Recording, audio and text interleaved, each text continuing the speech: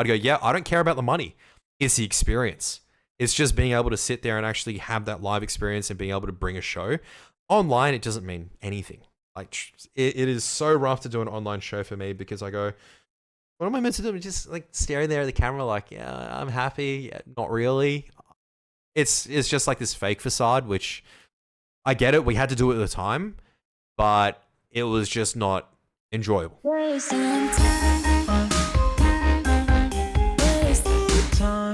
But anyway, you retired. I retired at the wrong time, I would say. But the anyway, right time. I think at the right time. Well, funnily enough, it was what I would say was like the world record unretirement speed for you because like you retired in like late 2018 or mid to late 2018, and then by 2019 in April you're like back casting again. Okay. So to be fair, I will be fair to you. It was a fill-in situation. We've gone back through the annals of history, and we've looked at it, and it's like, look, there was actually a conversation that we had on Discord where I was like, are you keen on casting these days? Like, I need someone for these days, so I'm pulling you back in. You know what I mean? Because I guess at the time there's a story behind this. So because we were looking through the Wikipedia page that I have, and there was this one random cast in April, and I went like, hang on, that is way too early. I'm not going to undeny I retired by like halfway through 2019, but I swear I didn't do anything in April. And then Jordan's like, there it is right there. And I'm like, hang on a second. There's got to be a backstory for here. Because I remember saying, potentially, I was like, I'm retired, but if you truly need someone in a desperate pinch, I will still come and do it. I just don't, I have no desire to do it full time or like want to take other people's positions. Just do it for fun. And yeah, that's the story behind it. Yeah. So you were back in April, but when you really came back, and that's kind of what I want to talk about a little bit more, is obviously September, around ANZ Champs Season 9. So why did you come back? Like, because you obviously had this period where I guess you maybe got a bit demotivated. You didn't want to do it anymore. You thought, I need to move on with my life. And then all of a sudden, like, it's about 12 months, let's be real, like 12 months, maybe less than 12 months, you're right back into it. You're casting again and you're doing it again properly. So what's the deal? I think like a big influence was the person at my first job. So, because he's 2 years younger than me, Callan is his name, and we talked a lot. And he was like a huge COD fan and stuff like that. But he found Callan's name will be relevant, especially when we talk about other things later on. But Callan was a huge fan of COD, and he was like, oh, esports, like, I know esports exists overseas, didn't realize it existed over here. So I took him to the first ANZ Champs. We were like, look, I'll take you to one of the ANZ Champs one. And that was like the first one of the year. I can't remember exactly the month or whatever. It was April or May or something like that. Yeah, it would have been. One of those dates. And I remember going there and just like showing him around, and he absolutely loved it. He was just like, this is amazing. He could see the potential of it, like really excited about it. And he asked like, why did you quit? I told him, he said like, but you can just do it on the side of your full-time job. And I said, I guess I can. I just didn't realize like how tiring or untiring a full-time job would be, right? Like, why try to commit to two things and do two things poorly if you can't commit to one properly? So I guess I got used to the workflow. I started a different job at the time in September, and it kind of worked out. It's like, oh, actually, I can travel down for ANZ Champs. Is there still capacity for it? Should I come back to casting? Should I do it again? And I went, I can treat it more as a hobby now. Don't need to take it as like hyper seriously as before. I can definitely treat it as a hobby. And that's kind of where I unretired, because I went, yeah, the goals had changed. I couldn't treat it as a hobby before because it was so serious. I needed that disconnect. Imagine if you're doing it full time and went, okay, I'm treating it instantly like a hobby now. There's going to be like some backlash and stuff like that. So I needed to go almost like cold turkey for a little bit and go just do other things. And then it made me realize, yeah, I enjoy commentating. I still want to do a good job, but I'm going to treat it much more as a hobby. I don't need to dedicate that much time to it anymore. Let's get back into it. So you're back into it basically at that point, right? Kev's back, baby. Kev's back, baby. Whoa. But I think as a byproduct, obviously, of taking this break, it sort of almost ruled you out of IM Sydney 2019 because... Oh, it was after 20... Yeah, it was after... Like, I unretired after IM Sydney 2019, yeah. Right, yeah. So did you ever feel like, maybe you missed a trick there a little bit? Because, like, you did 2018. If you would have stuck around, you probably would have done 2019. Because, like, I think after the end of 2018, I just went, it doesn't matter. Like, I think ultimately I had achieved... I was happy with what I did to that point. Like, I could have quit and just been like, cool. Like, I have done a lot that I'm already proud of, right? Also a lot I'm not proud of, but we don't talk about those parts. But definitely a lot in my casting career where I go, yeah, I'm actually really happy with that. It's actually quite a good resume of casting for someone that has done it inside Australia. Like, sure, it might be missing a couple of huge studio ones and everything, but yeah, like I've already done everything that needed to be. So even if someone went like, are you upset about not doing IMC in 2019? Not really, because I knew my heart wouldn't have been in it. And I think that was like the truth in it. It's like when you know your heart's not in it, you just can't do it. I can't do it. I have to be all in. It has to be passion project for me. Fair, fair.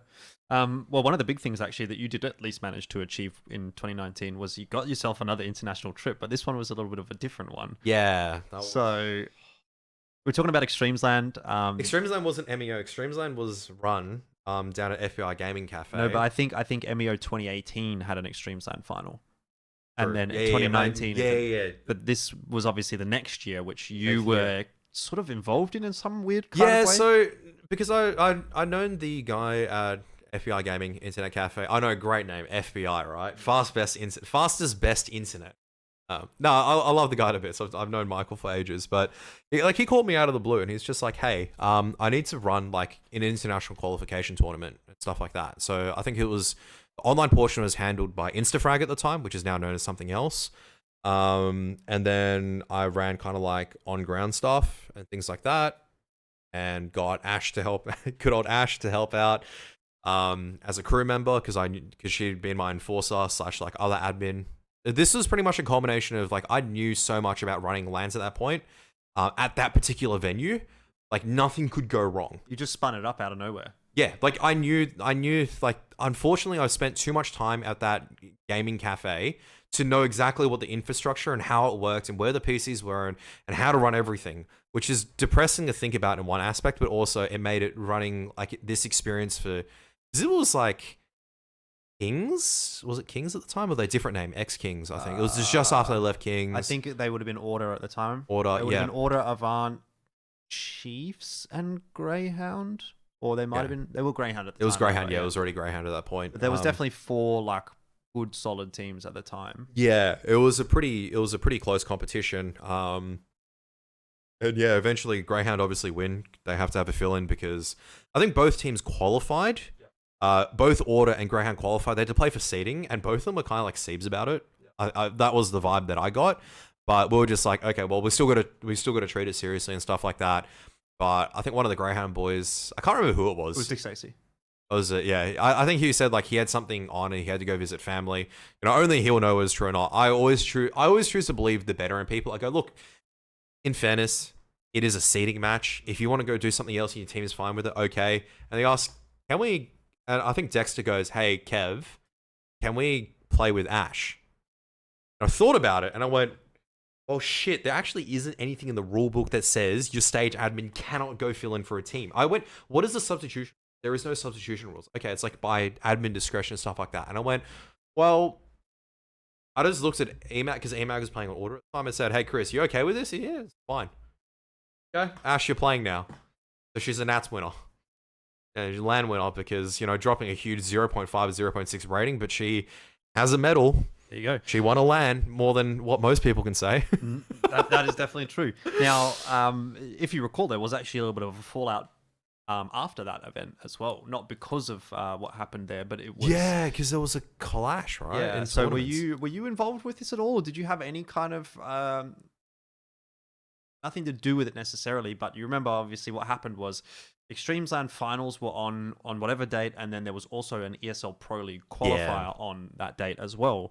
And so the two teams that qualified, which was Greyhound and Order, you know, were in theory going to go to Extremesland, but then that would leave the door open for Avant, and I think it was the Chiefs at the time. I think it was Avant Chiefs, or it might have been like Tainted Minds. I don't think Tainted Minds was still around at the time. Anyway, Direwolves, whatever team it was, Avant plus someone at the time to go through the ESL Pro League qualifier. But obviously the ESL Pro League qualifier was kind of a bit more important than the Extremesland Finals, even though Extremesland was an international spot already. ESL Pro League was more valuable, obviously.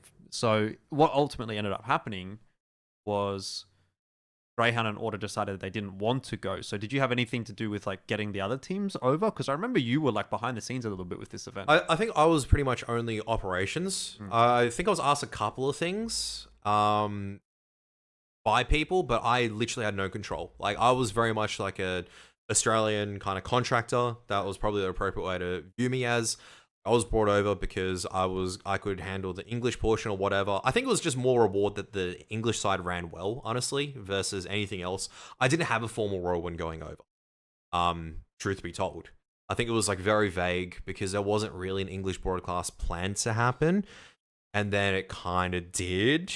Yeah. And there was a bunch of stories there. So just for context, obviously, for those that are not aware, Kev actually went to Extremesland in Shanghai with us. It was myself, Conky Pilly from Australia, plus you. Oh, and Jim. Jim was there as well. Jim hosted. Fucking Jim.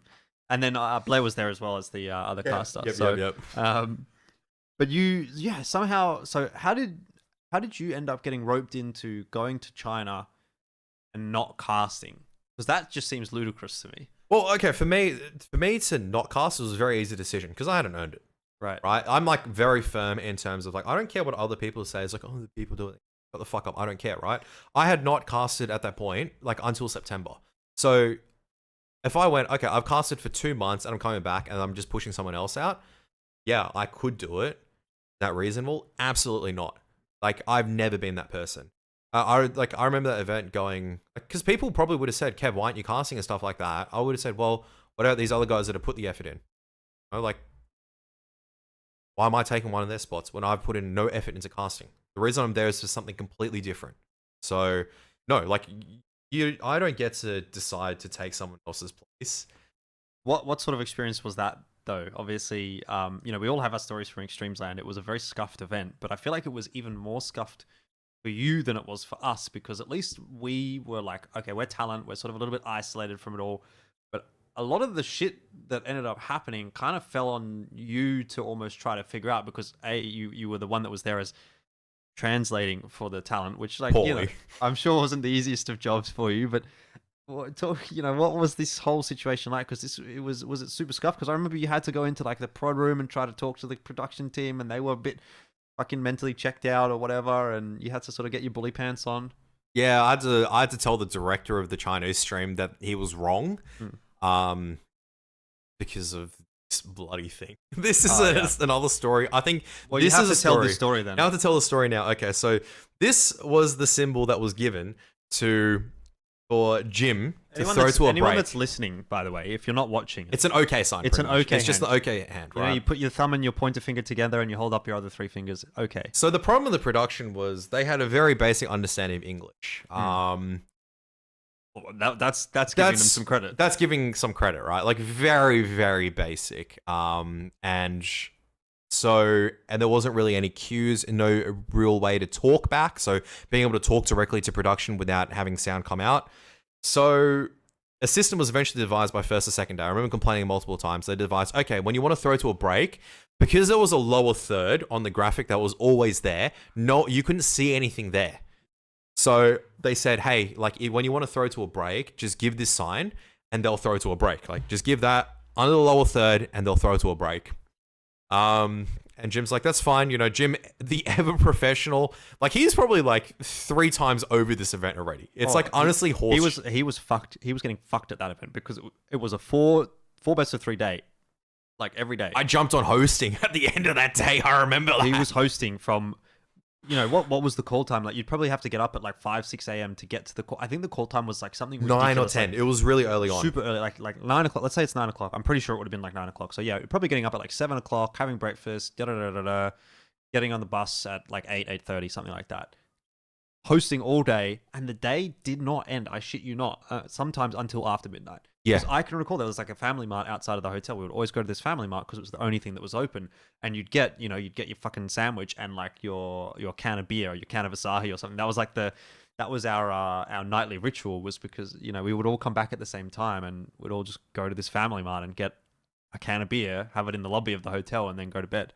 So anyway, that's the story of how fucked Jim was. So yes, he probably was very over it at that point. Yeah, I remember telling him, I think one of those days, because it was so long, I said, Jim, you go back and rest. I'll take over for a little bit of hosting. Even if I'm cooked hosting, it's like, I'd rather you have the rest so that way you can smash out the rest of the tournament.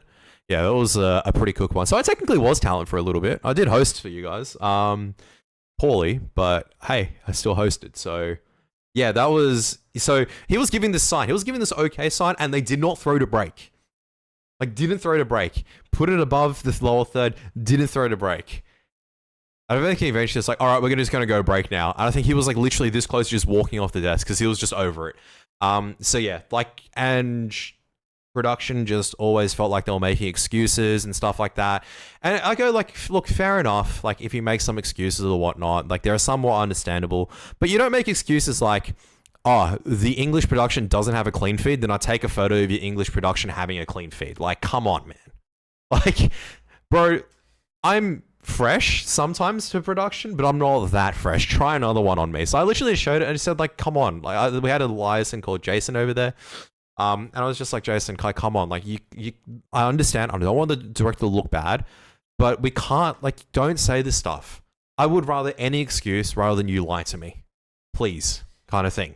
That's how bad it was. It's like, either you didn't know your setup or you lied to me. Neither of them sound good. Like, realistically, you know what I mean? Like, what director of the room doesn't know that a secondary broadcast has a clean feed or not? Yeah, I mean, end of the day, it was a bit of a scuffed event, but look, we got it done. We got it done. Got it done. Had a good time. You guys had a good time. I was straight back on the plane. You didn't go to the after party? I did not go to the after party. I was literally, event was done at 10, taxi to the airport, on the plane at 11 o'clock. When you guys were getting ready to go into the bus to the airport, I was already back in Sydney. So... All right, well, that's a shame for you. But anyway, look, we'll jump forward in time a little bit. That was the end of 2019, and that was the last event, I think, that any of us worked before COVID. Yeah. That was the last event before COVID. So from here on out, the story changes. Obviously, COVID is now an impact, but Kevin Karath, in all of his wisdom, when COVID hits, decides he wants to launch a local community LAN event. What would you call it? Like, it was like an Events event. Over Time. Yeah, Events Over Time was the name of the company, but you basically the premise was you would run grassroots events around Australia. Yeah. That was the idea. That was the idea. So why, in all of your infinite wisdom, would you decide to do that during COVID?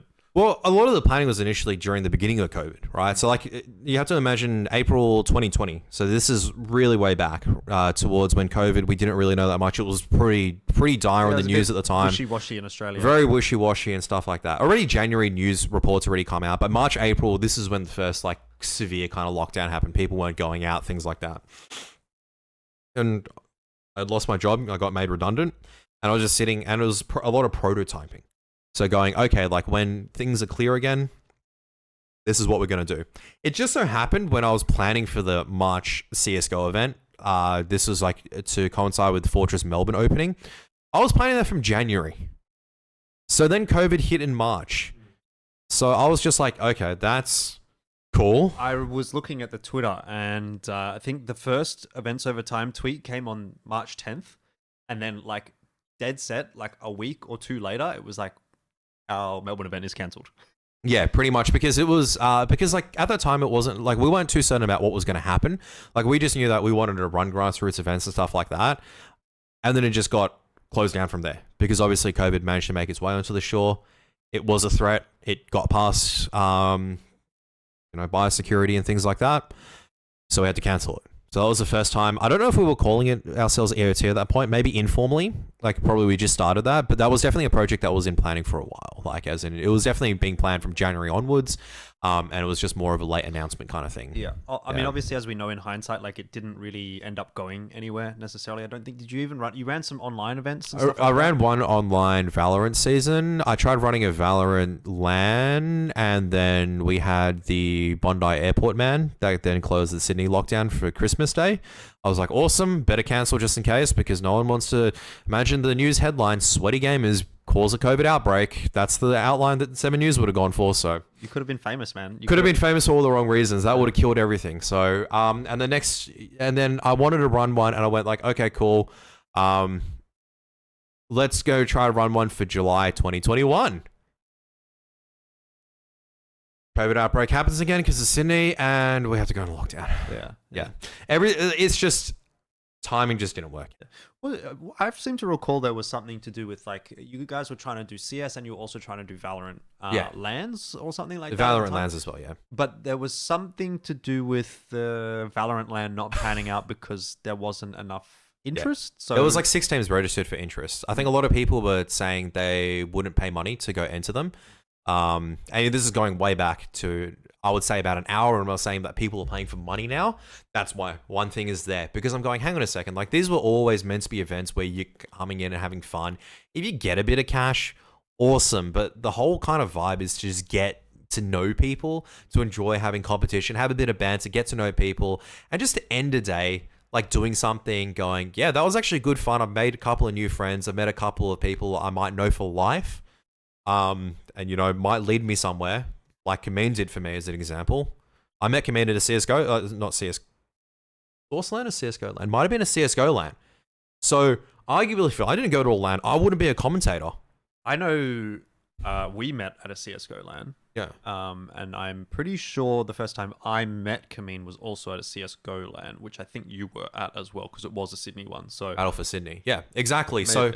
So like all of these things, it's just like, that was the goal behind why I want to run a Valorant. So it's pretty disheartening to see. Apparently someone did get feedback and they said, yeah, they're not going to go because if they pay 30, they only come third. They're not going to get their money back. It was pretty disheartening to see. Like the goalpost had changed and it was going to be difficult to run things with Valorant. Look, there's nothing wrong with it, but it does make it a lot harder then for people to go, by the way, we want big tournaments and stuff like that if there's no grassroots. Sure, I've always been that believer. Yeah. Anyway, obviously that was, I guess, more of a blip in the radar of your career. Like it didn't end up being like a big thing. Ultimately, it didn't really amount to a whole lot because COVID kind of fucked it from start to finish. So moving on from that, you were still obviously during this meanwhile also casting. You were casting during 2020, and I think it's interesting to talk to you about casting during COVID because I almost feel like that is what not killed your career, but killed your motivation to be a caster, right? It seemed to really take a toll on you. Like it took a toll on everyone, but some casters I felt like were reasonably unaffected. For me personally felt like, you know what, whatever, I don't mind, I'm just casting. I know you really struggled with it. Pili seemed to struggle with it, particularly the overnighters. But yeah, it was weird because like this was a time where we actually arguably had more casting than we ever had before, because Australia was like the only studio really around the world that could actually operate because our COVID restrictions were not. Our COVID situation was not as bad as the rest of the world, but our COVID restrictions also allowed us to go to work and do what we needed to do in the studio rather than do it from online. So a lot of the B streams, I should say, and such like that actually came to Sydney. So we got a lot of broadcasts that we wouldn't have otherwise normally had. So we actually had more work than what we might have had in 2019 or in 2018. And certainly the quality of those shows was actually higher in terms of the gameplay than what we were used to. But this I thought was really a point where you started to get quite disenfranchised. I think 2021 would be more accurate to say. So 2020, when we were still doing like stuff inside studio, even though it was COVID lockdown, and like 2021, when there were like a couple of soft lockdowns, not like the hard limitations, right? Like we were still doing it in the studio. That was fine. It was like when it started shifting, everything was online. That's when I went, okay, like this is not what I initially signed up for. And I was also doing like other jobs at the time as well. So yeah, that's kind of what I wanted to touch on as well, because you during this COVID period also I think started casting World of Tanks. Yeah, we started doing tanks at the end of 2020. So you had done the World of Tanks that ESL did a little bit. You did, what was that called? It was called the Masters Extended Season. Yeah, Extended Masters season. Or whatever. Yeah. So there was that. That was like your first experience with World of Tanks, and I remember you. Oh no! Before I was observer for you were tanks observing during APAC League, and then you ended up moving into casting it as well. And I remember you were like really into tanks at this time. This was before you worked for Wargaming. This was before you even really casted tanks. But like, it's weird because like every time I try to get someone to play tanks, I'm always like, they're not gonna like it because it's a game that's very different to any other game. Yeah. And especially for someone who's like, I would call anyone involved probably anyone watching this video right now, anyone involved in the CS scene, a hardcore CS fan, right? You live and die by Counter-Strike, really. Like your entire life was almost dedicated to it at some point. So I was like, there's no way someone who is like a hardcore CS fan. Can't happen. No way a hardcore CS fan plays World of Tanks and likes it and, ends up continuing with it. But it didn't just happen with you. It also happened with Sniper, which was really funny. Like the both of you ended up somehow really liking tanks. Yeah, we just grinded so much tanks. We grinded so much tanks in 2018. Didn't understand. Anyway, so, I just wanted to sort of briefly mention that as a bit of a footnote because it's something that we'll talk about later. But this is the point where we were not only we were casting CS remote, like doing all these studio shows. I think you'd also started to pick up a bit of World of Tanks work here and there, and it's just an interesting little tidbit for later on down the track. But we can move a little bit forward in the timeline. Obviously, casting during COVID, that was an experience. I think it was a bit weird. Obviously, you were sort of like sort of half in, half out, right? You would, like you said, you were sort of starting to pick up work here and there. So, what was the point where you started picking up? Was it because there wasn't enough income, or was it because you'd started to be like, I'm not so sure about casting anymore? So it's like towards the end of 2020, I was working like full time doing a sales job. So it was kind of whenever I had time, I'd go cast and things like that. So that's probably why I was like seeming a bit off instead of taking everything. That's why I was always like, I'll give the other boys like, opportunities first. I'll be there to fill in afterwards. But I think eventually like that, the role was pretty tiring. The full-time work was pretty tired. So that would have taken like a pretty bad mental impact. I think end of 2020, like after November, until about July 2021, I would have been focused on casting again. That's probably like the ANZ Champs shows and studio. That's probably when I had energy again because I would just focus on casting because it's like, okay, cool. I could live off that salary at the very least. And rent was relatively cheap. That's right. Yeah, rent went down. Because rent was quite cheap at that time. So we're getting like a 2-bedder for 515. Absolute steal these days. Wouldn't see it in Sydney now. We'll not see it in Sydney now. Up to 720, 750 now. So, and then around July 2021. So this is like tanks. We were doing tanks at the time, doing Counter-Strike. But with this shift to online broadcast, and I was already working full-time hours at my other job. Because I was just like, man, I hate online broadcast. I don't get to interact with my co-casters properly. It's just this delay. It's just janky. It's not great. And then I was so bored at home because we couldn't go out and do anything. I went, I'm going to go get a full-time job, just a temp job. So I look at it, and I still remember this night. Like, this was peak frustration. One of my friends was having an episode at the time, and the most frustrating part was I wanted to go help her, and I couldn't because of COVID. That was the most frustrating thing, right? And I remember, like, with that frustration, I'm like, I'm just going to channel this. And, like, I was there in Discord, a couple of other friends were talking about, trying to make sure this person is okay. And I was just like, look, I'm just going to go find a job. Like, I need to go do something. I'm going stir crazy here. Like, I'm going crazy sitting here doing nothing, just worrying about my friend. So I applied for this role as data entry. Literally less than 12 hours later, 10:30, 11 o'clock, I'm out there getting a kebab, as you do. I get a call. I remember I was at Sultan Kebab, New Hornsby, and I get a call. And I'm like, yeah, hello. And they go like, hey, you applied for this, do basic job phone interview. Awesome. Like you get started as soon as possible. No worries. When you want me? Can you go in now? When's the next available best time? Can you go in around 3:30? Yeah, sure. No worries. So I go in at 3:30. It's data entry for COVID testing. So this is July 2021 for those who weren't able to piece it together. Basic training done in about half an hour. All right, start doing some forms. About 3 or 4 days later, I got made into team leader / manager. Yeah, doesn't take long. Cause yeah, that was probably why it scaled down a lot because the pay was really good. Like, I saved a lot of money during those last 3 to 4 months because you wouldn't go anywhere. You weren't going on holiday, and I was getting paid a shit ton from doing data entry. Took it really seriously. I was doing afternoon shifts. I was getting paid evening shift. I was getting paid penalty rates on top of manager rates. It added up, and I was doing 5 or 6 days during the initial part. Yeah, that's probably why I was so checked out of commentating because I went, well, this is probably where my future is going to be. This full-time work at this pathology lab. because they really liked me. They wanted me after COVID to probably adopt into a full-time role. I had a chat even with like the head of one of the units there. She was really keen. We had like lots of good chats. Just for context, your uni degree was something medicine related? Epidemiology. So I have a Bachelor in Medical Research and Masters in Epidemiology. Don't ask me why I ended up in esports.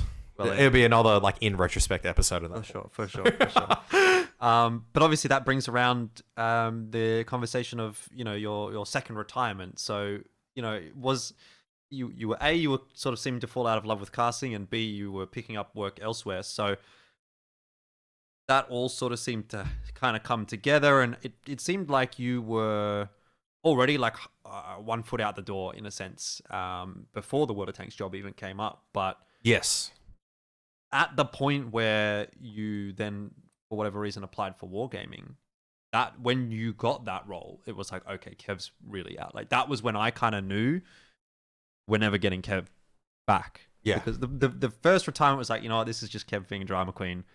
You know, he'll be back. But like when you got another role at Wargaming, I was like, all right, he's done. Yeah. Yeah.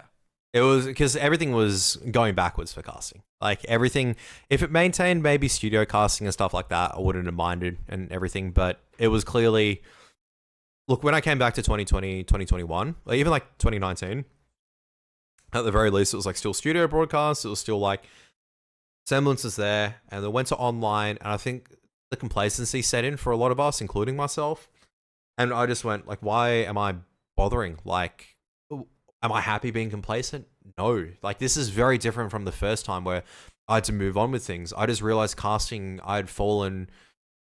Like for that, it wasn't really enjoyment doing it online. I do not enjoy online casting.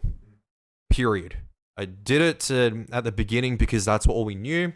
Then went on to studio broadcast and did a ton of that. And I love studio broadcast. Love it to bits. Like if someone went, Kev, I'll pay you $10 to go do a studio broadcast. You come in, I'll pay you $10. I'd go, yeah, I don't care about the money. It's the experience. It's just being able to sit there and actually have that live experience and being able to bring a show. Online, it doesn't mean anything. Like it is so rough to do an online show for me because I go, what am I meant to do? Just like staring there at the camera like, yeah, I'm happy. Yeah, not really. It's just like this fake facade, which I get it. We had to do it at the time, but it was just not enjoyable. Yeah. So I was already, the foot was already halfway out the door before that when I was doing data entry. Towards the end of October, when I knew that I was definitely going to a full-time role. I think beginning of October, I knew I was going to a full-time role, regardless of what it was going to be. The Wargaming job came up at the right time, and that was then it. So how did that Wargaming job actually come up? I think, if I remember correctly, it was advertised. It was advertised, yeah. So it was advertised because at the time, Vondel, Vondad, got in a job at Twitch, and that position of community manager opened up. So I was like, interesting. I've now applied for different Wargaming jobs or thought about it. Like I applied, I think, for Vondel's initial position back in 2019. Tanks was content creator, which I think Vondel got at the time. And then there was like a tournament ops role that Willem then got. That was in that was like half a year before this. Like it was February or March 2021. I thought about it and I went, probably not. Not really my, like, I don't mind doing a bit of esports, but that's probably too much. It's fine. I didn't apply for that one. And then I just went, look, third time around, I'm casting tanks at the moment. This is the show I enjoy the most. Like, you would probably have seen it. CS was just like, Kev. Well, see, Tanks was like, Chad Kev. The way that it looked like to me was like, this was a match made in heaven for you because yeah, you were already really into tanks. Like you were, for anyone that plays tanks or knows tanks, like you were in the clan scene, you were playing clan wars and this and that, and playing all the time, doing casting top tier tanks, casting ANZPL. So you were in the ecosystem. You were already like kind of out of CS casting. You were still sticking around with water tanks because I think A, because the pay was better, B, because it was an easier show, C, because that was more so where your passion was at that point. Yeah. Like you were enjoying it a lot more. So it just seemed like you're moving away from esports casting. You're looking to find a career, an actual career. This pops up. You're into tanks. It is tanks. It's exactly. It's a no-brainer. And even I think interacting with the team when we did our LAN back in, was it May 2021 when we went to Melbourne? Like, the season for season 2 where we went down for the first land, when I got to meet the team with Jay Rated over there and stuff like that, and like with Vondel, I was like, man, this is like a really cool functioning team. Like I really like the energy that they have. This wouldn't be too bad to work with. And we've known Mateo for like years now, so I was like, Mateo's a pretty chill dude. We all love Mateo. It's a good environment to go into. Like I saw the work environment. It wasn't like Jay Rated was going around being an absolute dick to everyone. Like that would have, if he was a dick to everyone, I would have been like, yeah, I wouldn't have gone for it. It was very much the energy he was giving off that land, like golden retriever energy. I was like, man, this would be a sick person to work with, kind of thing. Work with as a manager. I asked him about the role and he referred me, and that, the rest is history. So, yeah. Yeah, I really like Jay. I was very sad when he left Wargaming, because I felt like ANZPL was his baby. And when he left, I was like, that's sad for me working on ANZPL, because I enjoyed working with him and interacting with him. But I was also a bit sad because I was like, I feel like maybe there's going to be a point in the future where ANZPL will run into some kind of trouble. And I felt like Jay would be the kind of guy that could pull it through, because he'd gotten it over the line to begin with. And maybe other people would not be able to keep it alive. Now, that's jumping a little bit further forward than I want to, so we'll talk about that in a second. But obviously, Jay did eventually leave World of Tanks and Wargaming. So this, I felt like maybe kind of opened an opportunity up for you a little bit in a way, because the people that you came in under had sort of moved away, or like obviously, when I first started casting at ANZPL, it was Jay and Vondel, right? And then Vondel leaves, you join. So it's Jay and Karath and Willem. And Mateo's kind of there overseeing. And Maticus as well. Maticus, but he's content. He was content, so it was a little bit different. But then, Jay leaves as well. So did you ever end up sort of taking like a higher position, or like moving up in some kind of aspect? No. Did your role change at all? No, my role didn't change in anything except for maybe doing a little bit more in ANZPL. Like internally, without going in too much, like the role was very much stratified after 2020, midway through 2022, because we had to deal with all the stuff that happened in Ukraine and Russia. So we decided to go with a much more global stratification. So I worked under a global team versus a local ANZ team. We still had obviously ANZ members and we still interact. But I was very much underneath the global team at that point. So it wasn't as if you just step into Jake's role. Jake was 2 positions above at that stage. We still chatted a lot, and he was still helping me a lot of the time.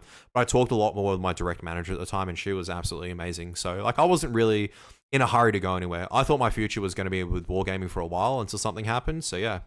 Yeah, I mean, I just wanted to kind of get a sense of what it was like throughout 2020, because it seemed 2022, because it really did seem like you had found your calling to me. Yeah. Right. We didn't talk that much. Like we were certainly not in contact as much as we had been when we were casting, but I still saw you at events, and we were still in touch online because I was still working Water Tanks and stuff like that. Every time I saw you, I was like, oh man, he's doing what he wants to do. Like he's surely earning decent enough money, doing a job that you really liked, and it seemed like it was perfect. So would you say throughout 2022 it was like you were happy, you were doing what you definitely wanted to? It was a lot of challenges, because I remember what my manager said to me at the beginning of like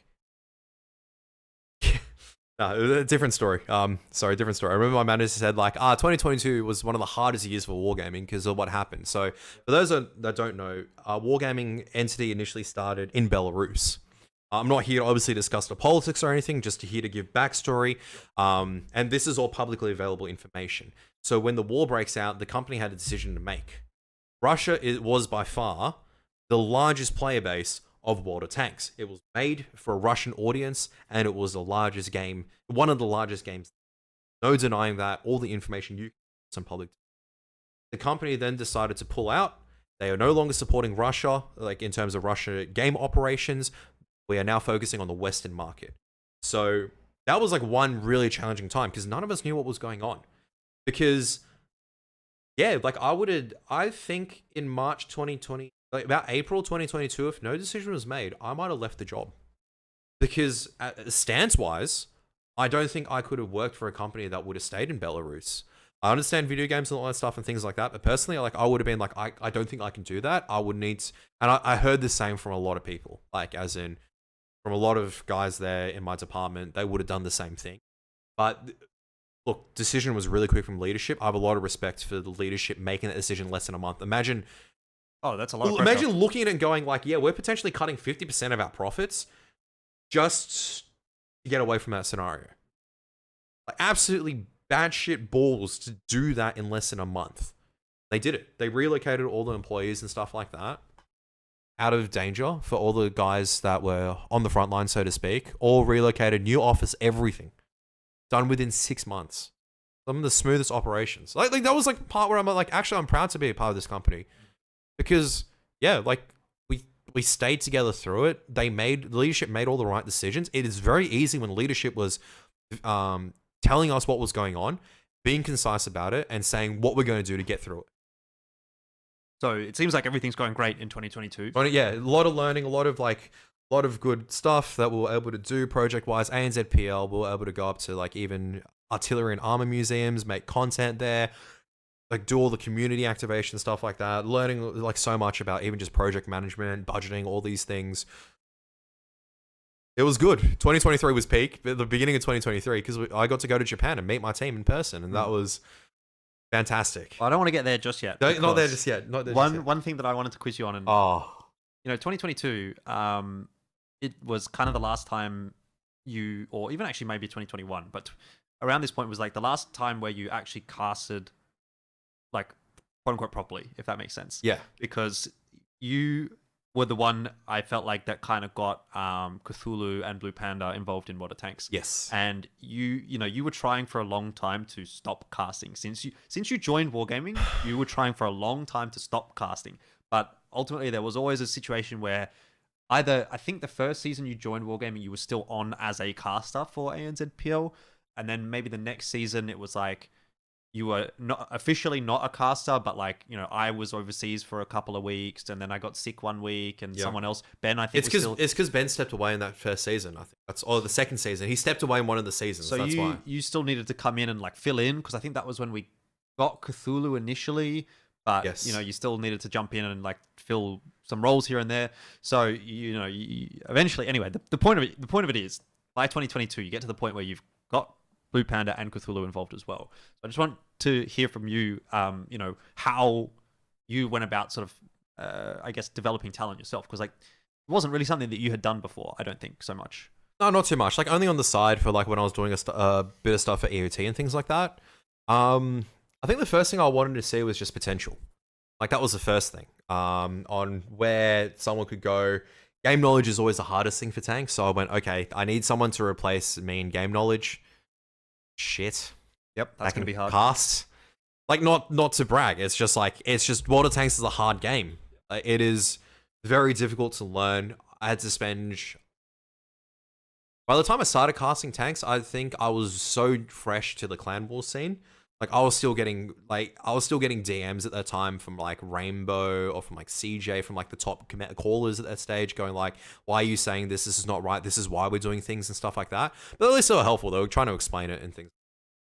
So it is a very difficult game to learn because there's so much goes into it at a high level. Like even right now, after I'm nearly like 20,000 battles, and like maybe a top 2% player, and some of the tactics like that I see is still beyond me.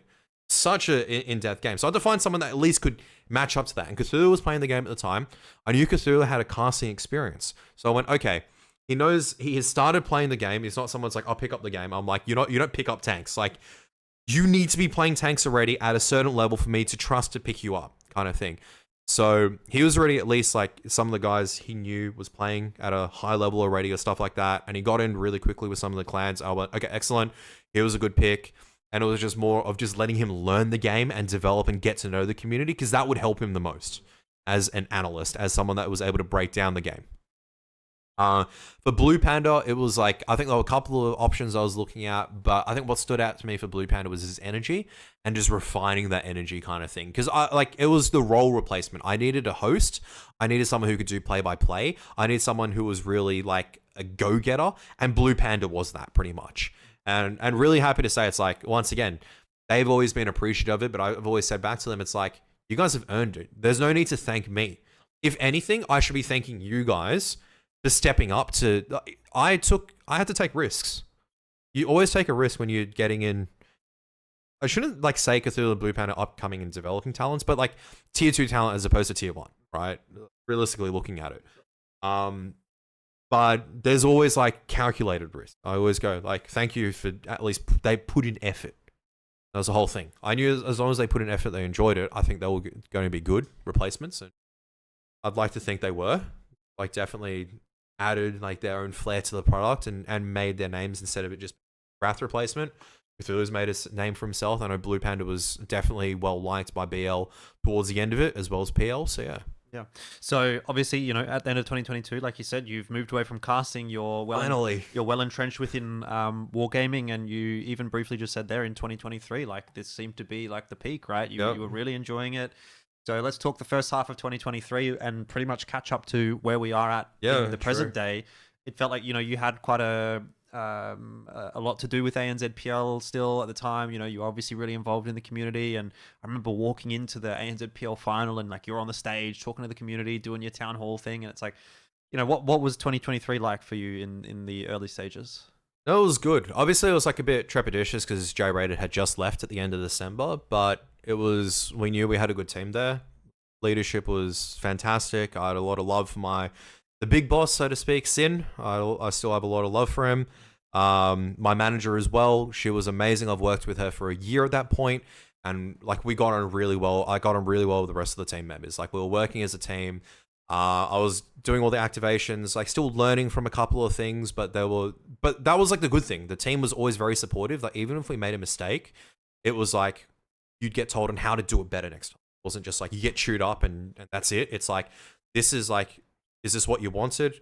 Okay, because I thought this part wasn't as great. Next time you should focus on doing this instead, kind of thing. But there's always like active, encouraging criticism, constructive criticism, encouraging feedback.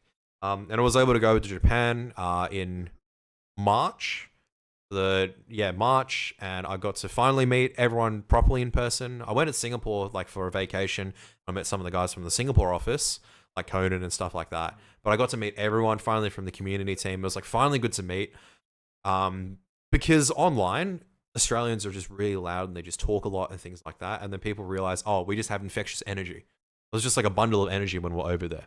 And we also had like a feature launch that didn't go well. And I was just like, man, this is the easiest bugged feature launch I've ever had to deal with because my product manager is literally just over there a couple of steps away and I can talk with him and give him active feedback. Living the dream. Living the dream. Like, didn't have to communicate online. This problem got fixed within a couple of like hours, which is insanely quick for bug fixing. Like major issues. Normally it takes like days or like much longer, but it was so quick to be fixed because everyone was there, getting reports, feeding it directly there, and the boss was there. So that was, peak. Future was looking great. Yeah. Unfortunately... Was looking great is the keyword. The future was not great. So this is where we kind of catch up to actually present day. And, you know, you ultimately retired or moved on from wargaming? Yes, I left my role. Yeah, so that was an active decision. Yes. Yeah. So that was what I wanted to clarify. So obviously there was that. And as we now know, it seems like the entirety of ANZ wargaming kind of doesn't exist anymore. World of Tanks, ANZ, yeah. Or World of Tanks doesn't exist. So in the space of, 6 months at the start of this year, it looks like everything's going great. ANZPL is going to keep going on, keep sort of hitting highs and, kicking goals. And it felt like it was a product that was going from strength to strength. It was never going to be like the most popular product in Australia. World of Tanks is never going to be that. Never has been, and likely never will be when things like League of Legends, for example, exist. But for a World of Tanks show, it was actually doing a very, very good job. We had a great community. Very good community, decent viewership, a lot of investment when the live events were there as well. Like people would come and actually be involved, which is not something you saw from a lot of communities. So it was. I thought it was really cool. I thought it was going really well from an outside perspective. But obviously you left. And when you told me that you were leaving, I got the sense that something was up, but you didn't tell me what it was. And I was like, huh. So I don't know how much you want to say on this topic. I don't know how much you really want to talk about ANZPL and the demise of ANZPL and Wargaming ANZ and stuff like that. But I just wanted to ask you, how does it kind of feel to you when you see something that you've been involved in, that you've helped to build? Because you weren't there from day one. If Technically, I was as a caster. Were you there as a caster in the first season? Yeah, we were there. It was you, me, and Ben. Yeah. So But technically, yeah. Like like were there that from- was the entire show. Like I've been there from day one till in some way, shape, or form, yes, you've been there since day one. So how is that from seeing something like that you built go, from a small start to something pretty impressive, to then just disappearing overnight? Just to kind of like because this is what I'll say here will kind of answer the second one. So there was a change in leadership. So that's the first thing. Change in leadership. And look, that could be the right decision in terms of where this current leadership believes. I don't believe in that way. So I chose to leave. Right? So that's to not make it too complicated and things like that. And, because the writing was on the wall where I was seeing a lot of the products happen for these things. That's why for me, ANZPL, remember we were talking about ANZPL, I already said at that point, I'm probably going to leave after PL. My mind had been made up at that stage.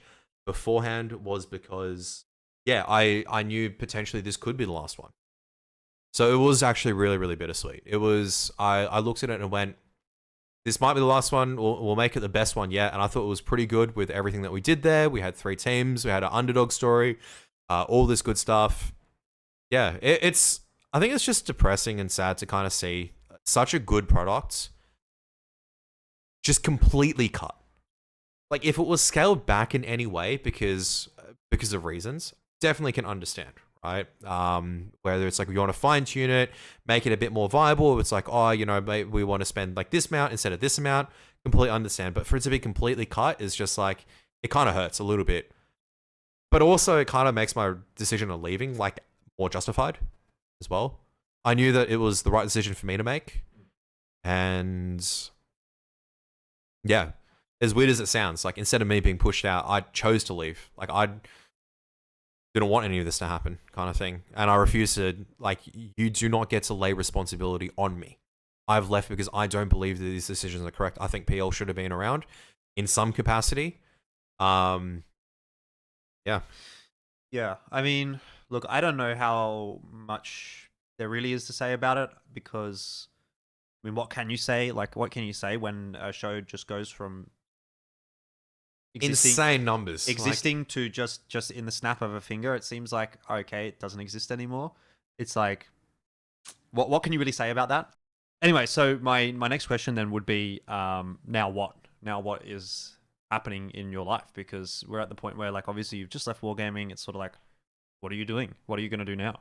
I mean, I guess I just started. So this week I started my new role as community specialist, aka community manager for a company called Ultra Players. So pretty much doing the same that I'm doing right now, except a lot more focused on publishing titles. So starting to look at how to run communities from scratch or getting scaled up, looking at making these content plans and whatnot. All the things where before there was an entire team, now it's kind of like, okay, I now need to look at all these aspects and figure out what is the most efficient manner of doing it for a video game. So, because Ultra Players is just starting up inside Australia, but it's just a subsidiary of, I shouldn't say subsidiary, like an offshoot of like a main branch inside China. And we're focused on mobile game developments. So, which is a very interesting field to be in. And yeah, there's already been a pretty fun week coming up and talking about a couple of things. So looking forward to a lot of the challenges, honestly. Yeah, I mean, it seems like mobile games is probably the future of gaming and of esports. So it's probably a pretty safe place to be for now. But that kind of catches us up with your timeline. And obviously there's a couple of other miscellaneous topics that I think would be interesting to sort of quiz you on. But we're kind of getting to the end of the conversation anyway. But the first one that I wanted to sort of ask you about is your casting philosophy, because this is one that I always ask the casters, and it does sound like a bit pretentious, right? Like, well, what's your casting philosophy? It's like, whatever, shut the fuck up, man. But it's, what did you think about when you were casting? Did you ever think about how you casted or why you casted that way? I was watching one of the podcasts that you did a long time ago with Zesh. I don't know if you remember. I do. This was like a couple of years ago, isn't it? Yeah, it was a few years ago, maybe more than a couple. And you said on there, I've never looked at the major casters and thought, I want to be like that. So was that very much your mentality throughout your entire casting career. Yeah, that's correct. I look at the elements of what they do really, really well. So my whole thing was with casting is I have a unique flavor in how I did my broadcasts. I have a structure of how I want to do it in terms of pacing, in terms of flow, tone, language, how I pass on to even my co-commentator and things like that, how to build, how to de-escalate. That was my principle. And I learned from the casters, like what aspects, like other casters, what they do, stuff like that. Like one little known thing about me, actually, I don't watch many major CSGO events or CSGO events. When I was casting, I barely watched CSGO, like in terms of when I wasn't casting. So whenever people were like, oh, do you see the sick play that FaZe did? No, I didn't. I slept because it was 1 or 2 o'clock in the morning. I worked the next day kind of thing. So yeah, it was. So as a result, I didn't actually watch a lot of the other casters. But I took like some elements of what they were good at. And I didn't want to be like, oh, I guess what I meant by that is like, I don't want to be like, oh, I want to be like Sadakist, or I want to be like Pilski, or I want to be like Sponge, I want to be like Sniper. It was more of Sadakist's wordplay is really good. So how, I can't do the same level, but how can I incorporate it to make it the broadcast more enjoyable? What are those highlight moments? How do people hit in terms of like, there are some people that explode. There are some people that it's like, they just go deeper and stuff like that in terms of tone to make it really impactful. You don't need to be loud to be impactful. Your tone can set the impact a lot more than. So those are the stuff I looked at a lot more in casting philosophy. How to take the best out of other casters and use it as an improvement method. What would you say the best piece of feedback or advice was that you ever received when you were casting? Joking one is, this one's not PG rated, but I still remember this because this is like a 2016 one from Ben/Sandman. Make sure that your collar, this is like while ironing, make sure that your collar is stiff as when seeing it. 2016. Probably cut this one out. This one's inappropriate. We'll beep it. Beef it. Just completely beef it out. Probably what an actual good advice is, well, as in I've received from someone, right? I have no idea, to be honest. I probably received a lot of good ones. Or if there was something that like stuck with you or resonated with you.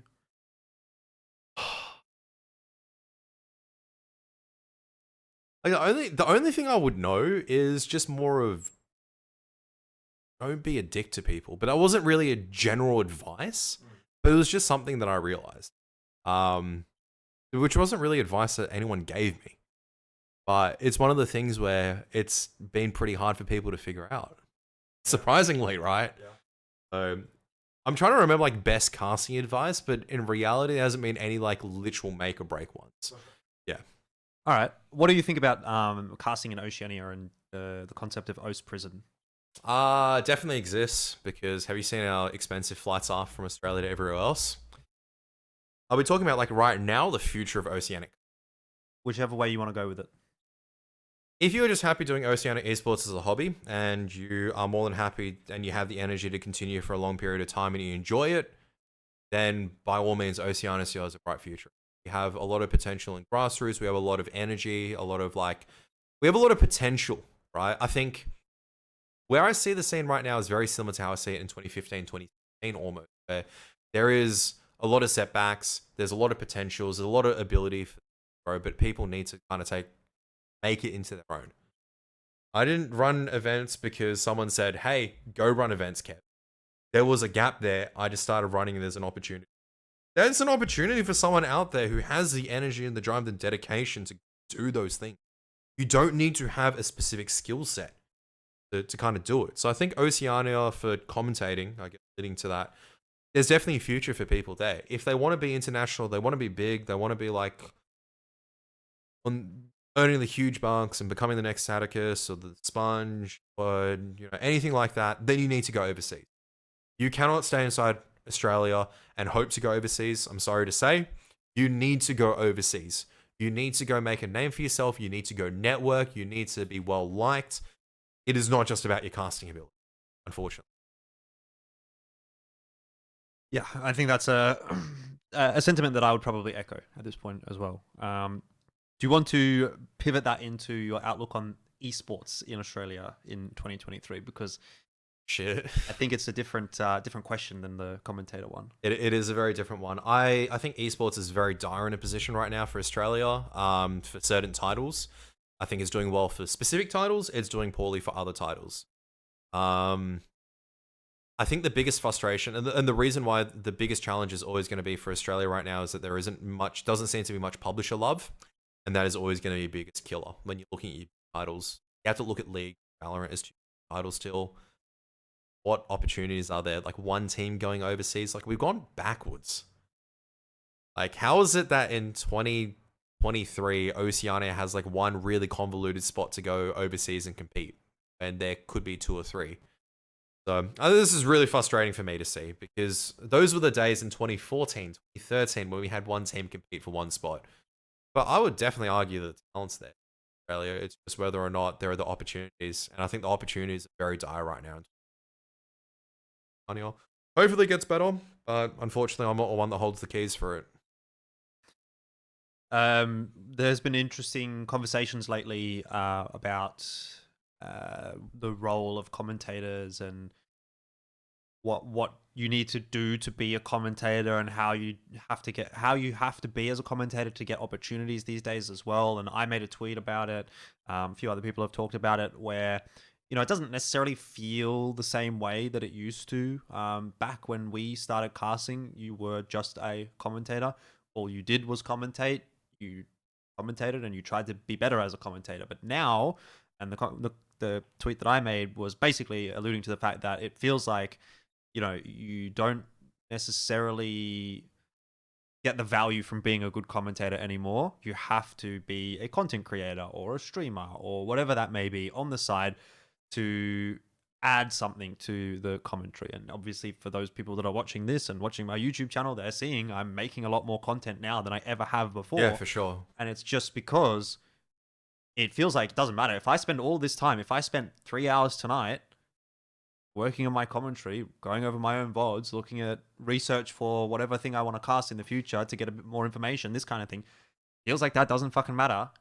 Versus if I'm out here producing my own content and getting eyeballs on my own social media channels and stuff like that, that feels, to me at least, more valuable right now than actually working 100%. On my commentary. So I want to get your take on that. 100%. Like right now, it's like if you want to make it really, really big, you need to diversify. You need to be a personality now. You cannot just be a commentator, I feel like. It's a two-way sword, though. If you're too much of a personality, then they also won't look at that. So it's like you have to be like the right amount of personality that you're adding something else outside of just, you can commentate really, really well. You need to be like well liked in the scene. You need to have like a decent amount of like connections, all this stuff. It's too difficult. Like stage, you might as well just become a content creator. Easier at that stage to get the big deals, because you're learning the same skill set, honestly. Here's a question for you. If someone said to you right now, should I be a caster in 2023? I want to work in esports. Should I be a caster? What would you say to them? I'd ask why. Why do you want to do casting? Because if you want to do it for the wrong reasons, I'd say no. Like, that's literally, if someone's coming in because I want to do big stage games, I want to like become famous, I want to earn this for money, all these kind of things, I'd go no. Go do something else. Like literally go do TikTok or YouTube, something like that instead. It's probably going to be a lot more transferable. It's going to be easy to become successful. It's easy to have your 15 minutes of fame. You want to get in there because you go like, I enjoy esports and I just want to try it out and things like that? Absolutely.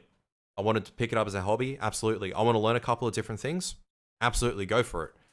Nothing's stopping you from doing it, and I will always try to assist whenever I can.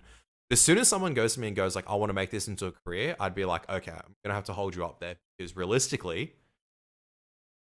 what are you planning to do? If you are switched on enough to know what the reality is, and you, like I've talked with people that wanted to make it full time, but they have a plan around it, I went go for it, because you have a backup plan, you have all these other plans. But if you come to me and you go, I want to start as a caster because I want to make a living out of it, and you have no other plan beyond that, I'd say no.